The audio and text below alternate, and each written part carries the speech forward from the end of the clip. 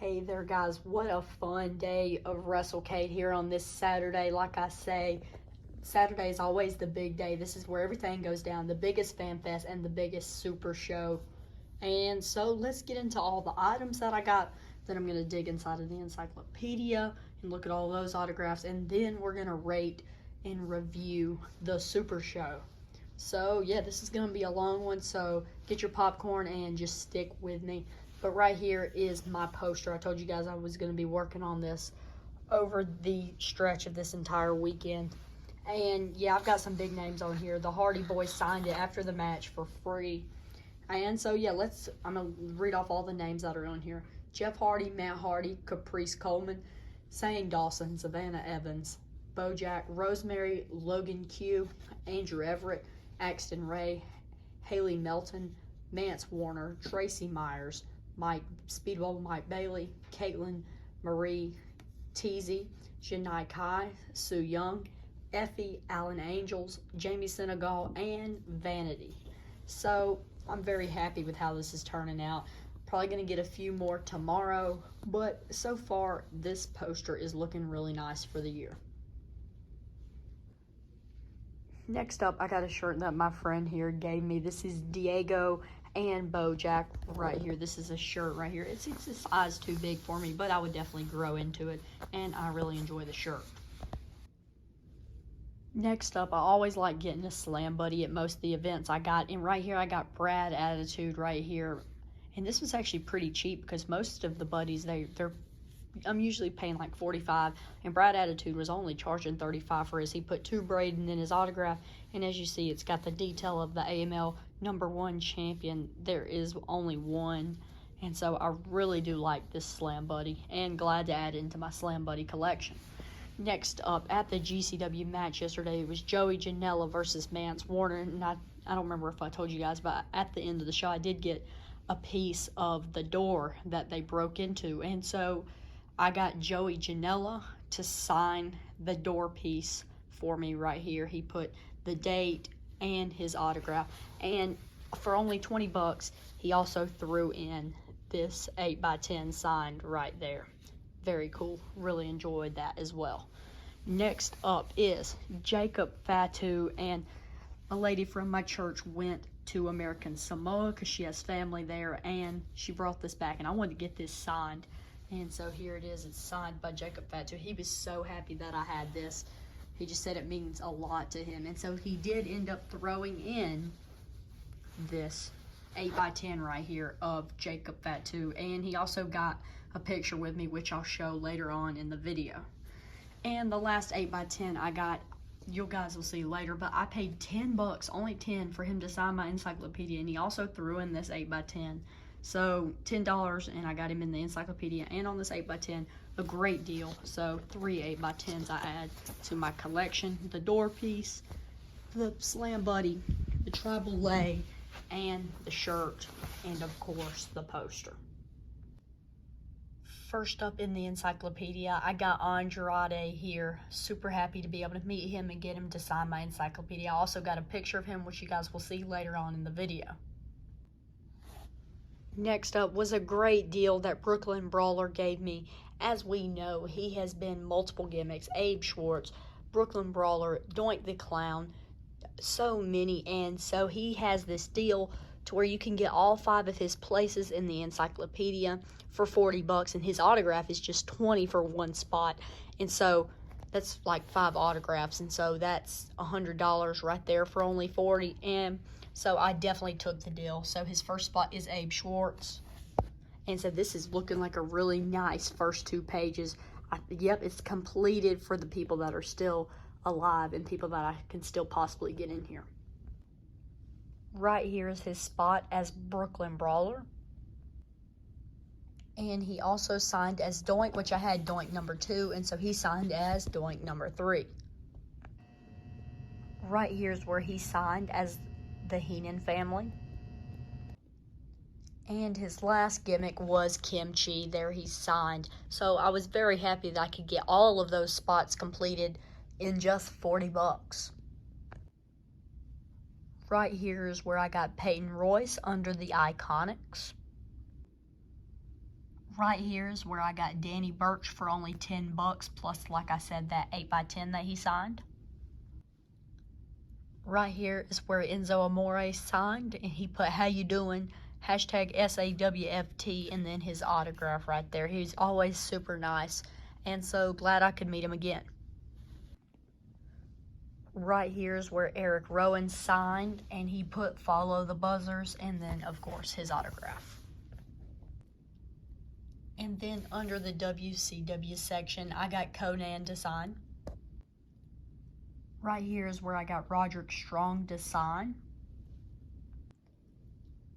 And here's where Ty Dillinger signed. It was a big decision on if I wanted to get him in the old book as Gavin Spears or at which place I wanted to get him. But since I know him more as Ty Dillinger, I got him in here as Ty Dillinger.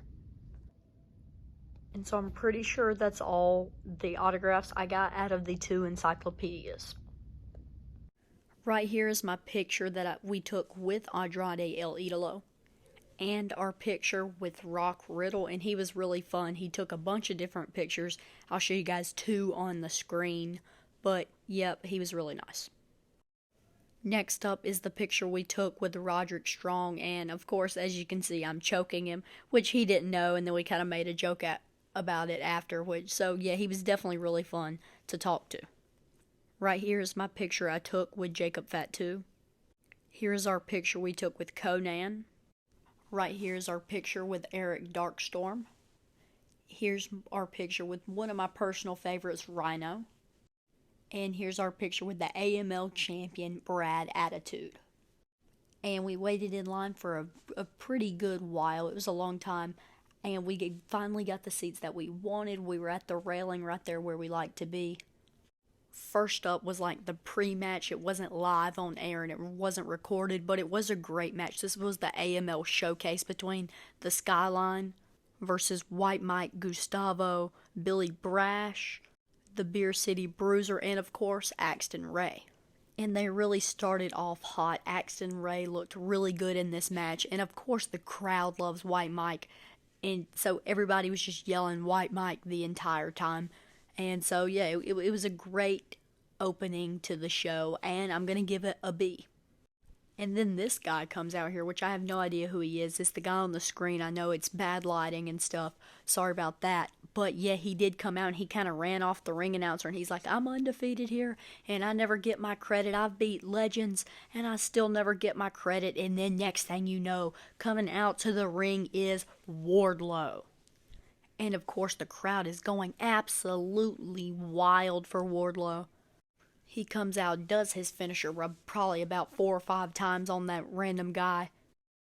And then coming out to the ring is Ron Simmons, and he had one thing to say, and that is, "Damn!" So yeah, he said that and left. The next match was between Diego Hill, Bojack, and Colby Corino versus Alan Angels, Jordan Oliver, and Fuego del Sol. And the crowd was all for Fuego del Sol. They were super excited every time he would do something. But overall, the match was pretty decent. It wasn't anything special, so I am going to give it a B-. Next up was Martin Stone versus George South. And come on now, we're here in Winston-Salem, North Carolina, and so the crowd was absolutely going wild for George, as they always do. But the match really wasn't anything special, and so I am going to give this match a C+. It wasn't bad, but it was very short. Next up is one that I was really excited for, and this is Joey Janela versus Tajiri. And the crowd was loving Tajiri, and Sonny Ono was taking selfies like he always does, and so it was a very fun match, and everybody the entire time was just yelling, "Missed him." I mean, everybody was just waiting for Tajiri to miss Joey. And of course it ended up happening. Tajiri missed Joey, and Tajiri ended up pulling out the win. And I am going to give this match a B.